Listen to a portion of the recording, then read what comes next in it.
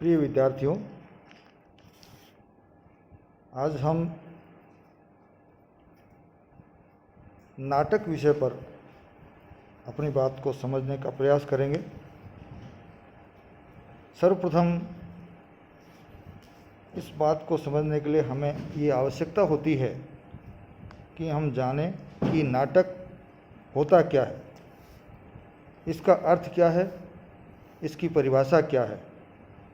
यदि हम अर्थ एवं परिभाषा नहीं जानेंगे तो उसके बिना नाटक के बारे में जानकारी को आगे बढ़ाना बेहद कठिन होगा। मैं पहले सामान्य बात करता हूँ कि हम नाटक को कहाँ तक जाएंगे, क्योंकि आजकल नाटक करने की परंपराएं धीरे धीरे छूट रही हैं, या नाटक भी ऐसे लिखे जा रहे हैं जो खेलने योग्य नहीं, जो सिर्फ पढ़ने योग्य होते हैं। इसीलिए सबसे पहले हम नाटक के बारे में जानेंगे, और जब हिंदी की चर्चा होती है तो हमें हिंदी के बारे में पूरी तरह जानने के लिए संस्कृत तक जाना होगा, और वहीं से हमें ये नाटक का अर्थ क्या है उसको समझना होगा। संस्कृत साहित्य में नाटक शब्द की व्युत्पत्ति नट धातु से मानी जाती है,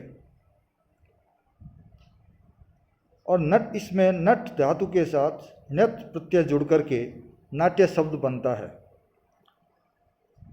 और वही रूप हमारे सामने उभर करके आता है।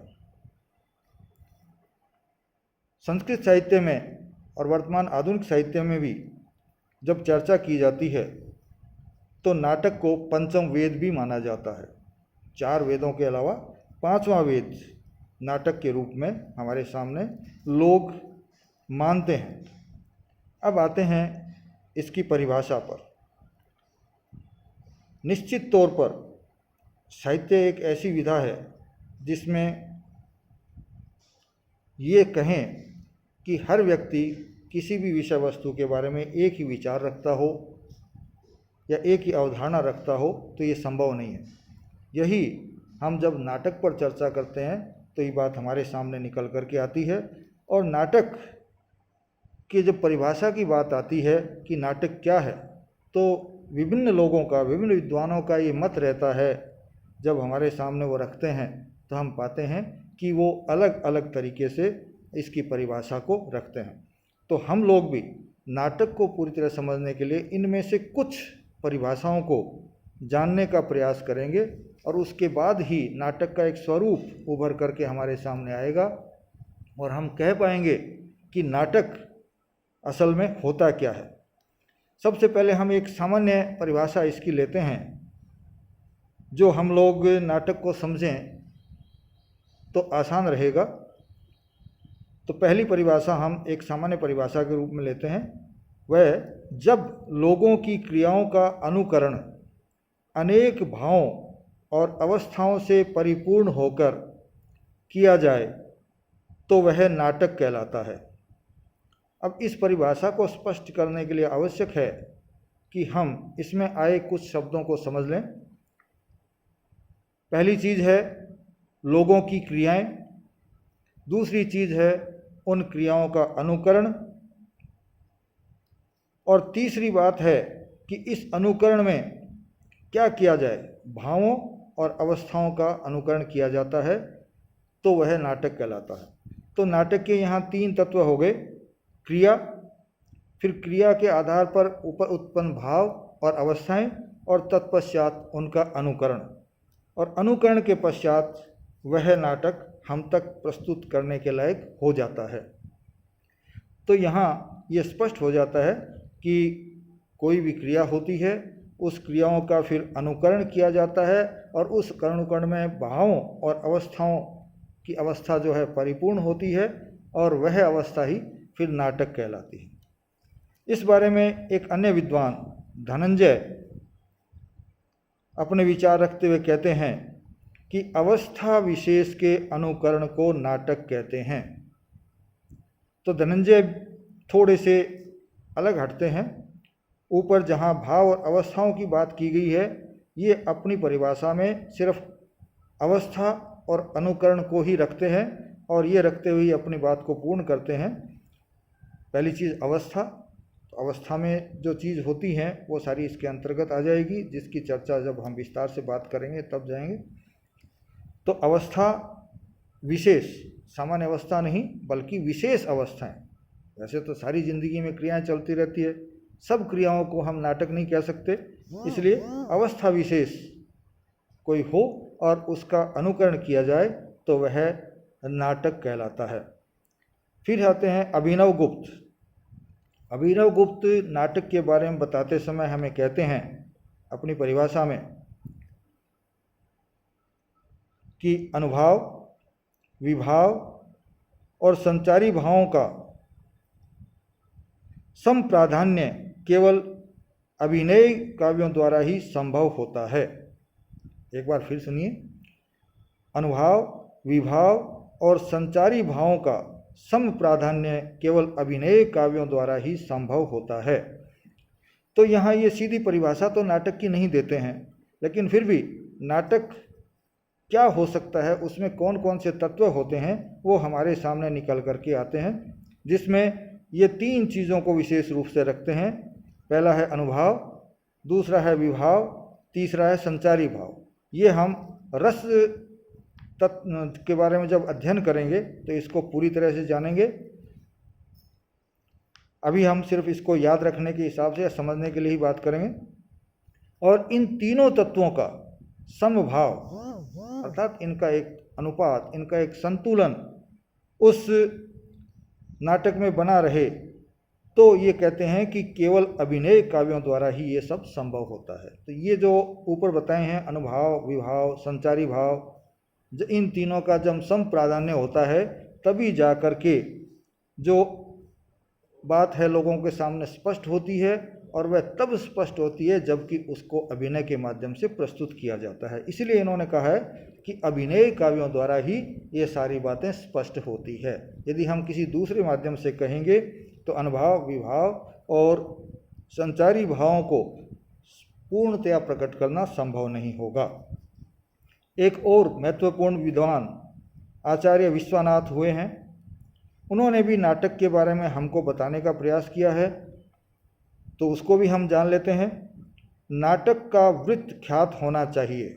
जो पहली बात इन्होंने नाटक के बारे में कही है वो ये बताया है कि नाटक का वृत्त ख्यात होना चाहिए, अर्थात नाटक में जो चीज़ बताई जाए वो प्रसिद्ध होनी चाहिए। दूसरी बात इन्होंने बताई है कि पंच संधियों का न्यास हो। नाटक में हमेशा पंच संधियों का प्रयोग किया जाना चाहिए, उसकी पालना की जानी चाहिए।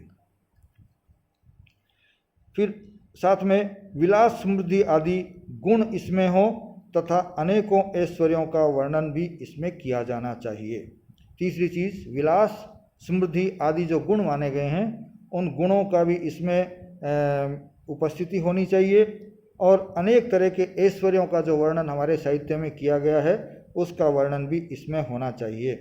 और इसके बाद सबसे ज़रूरी चीज़ जो बताई है वो कि इसमें रस की निरंतरता होनी चाहिए। यदि रस निरंतर नहीं आता है, रस टूटता है, रस भाव खत्म होता है, तो वहाँ ये मानते हैं कि नाटक नहीं रह पाता। तो इन्होंने भी नाटक की परिभाषा तो नहीं दी है, लेकिन नाटक में क्या होना चाहिए वो चीज़ें स्पष्ट करते हुए बताते हैं कि नाटक में प्रसिद्ध कथा होनी चाहिए, फिर इसमें संधियों का न्यास होना चाहिए, इसके अलावा जो गुण हैं और जो ऐश्वर्य साहित्य में बताए गए हैं उन सब की निरंतर पालना होनी चाहिए। सतत रूप से, लगातार रूप से रस का बना रहना नाटक के लिए एक अनिवार्य तत्व है। अगला आते हैं, अब हमने परिभाषाएं तो समझ ली। परिभाषा समझने के बाद हमारे सामने एक सवाल उठता है कि नाटक के तत्व कौन से होते हैं। जो ऊपर हमने परिभाषाएं जानी हैं, उन परिभाषाओं के जानने के बाद नाटक का एक रूप, नाटक के भीतर आने वाले तत्व कुछ कुछ निकल करके हमारे सामने आए हैं। अब तक हम पूरी तरह से नहीं समझ पाए हैं, तो अब उसको जानेंगे कि नाटक के तत्व कौन कौन से माने जा सकते हैं। तो नाटक के तत्व कौन से हों उसके आधार पर भी हम कह सकते हैं कि इस बारे में भी विद्वानों में मतभेद हैं।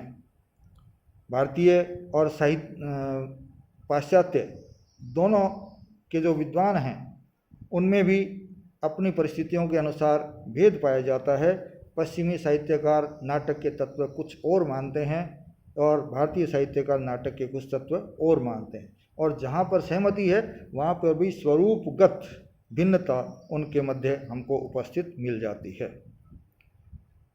अब आते हैं नाटक के तत्वों पर भागीरथ जी के विचार जानते हैं। डॉक्टर भागीरथ कहते हैं कि नाटक के 4 तत्व होते हैं। पहला कथावस्तु, दूसरा नायक और पात्र, और तीसरा अभिनय।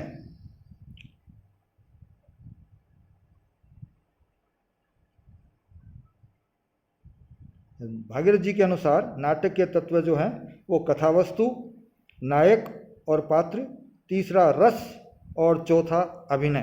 तो इनके अनुसार नाटक के 4 तत्व पाए जाते हैं, जिनमें अभिनय, रस, नायक और पात्र तथा कथावस्तु, ये 4 तत्व प्रमुख रूप से पाए जाते हैं।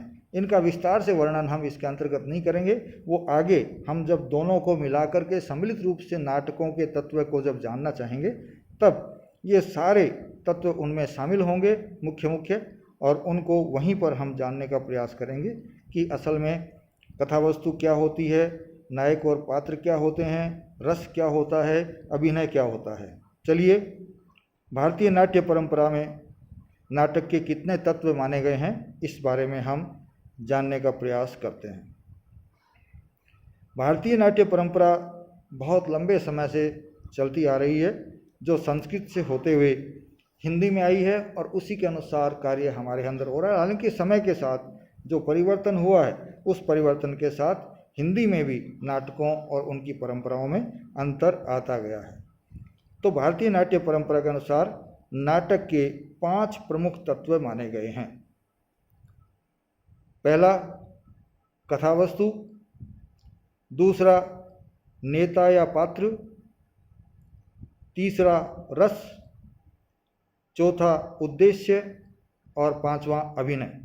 तो इस तरह से ये 5 तत्व अभिनय, उद्देश्य, रस, नेता या पात्र तथा कथावस्तु हमारे सामने भारतीय परंपरा के अनुसार निकल करके आते हैं।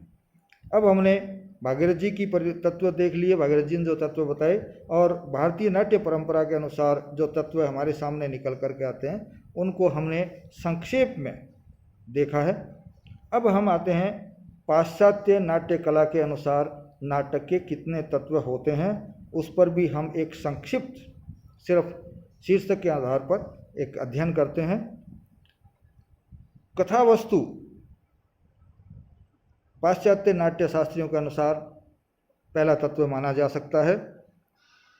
दूसरा पात्र और चरित्र चित्रण, तीसरा संवाद, चौथा देश काल और वातावरण, 5वां उद्देश्य, छठा भाषा शैली, 7वां अभिनय।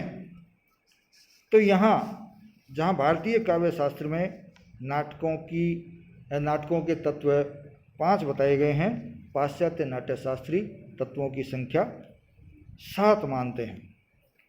तो अब हम आते हैं, जबकि हमने ऊपर दिए गए कुछ बातों का अध्ययन किया है जिसमें पाया है कि नाटक के तत्व भिन्न भिन्न मान रहे हैं, अब हमें जब अध्ययन करना है तो हम इन सब को अपने विचारों में रखते हुए, इन सब का अध्ययन करते हुए जो प्रमुख और दोनों तरफ से जिसको हम कह सकते हैं कि शामिल हो, तथा कुछ ऐसे जो दोनों में शामिल नहीं है परंतु एक में शामिल है, उसको भी ध्यान रखते हुए कुछ व्यावहारिक तत्व रखते हैं, और उसी के आधार पे उन्हीं का अध्ययन हम आगे जाकर करेंगे कि ये क्या होते हैं। हम व्यावहारिक तत्वों पे आते हैं। भारतीय एवं पाश्चात्य नाट्य तत्वों को मिलाकर के कुल 9 तत्व माने जा सकते हैं, जिसके आधार पे हम कह सकते हैं कि ये नाटक के तत्व होते हैं। पहला तत्व है कथावस्तु।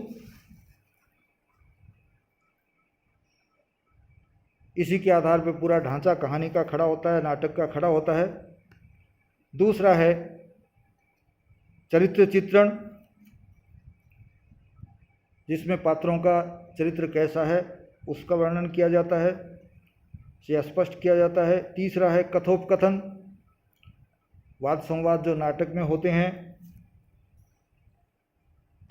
चौथा है देश काल या वातावरण, कि जिस कहानी उस नाटक की जिस काल से जुड़ी हुई है, जिस समय से जुड़ी हुई है, उस समय जैसा वातावरण है, उन सब का और आधुनिक काल में सामंजस्य बैठाते हुए क्या उसका किया जा सकता है, वो सारा उसका तत्व के अंतर्गत हम ले सकते हैं।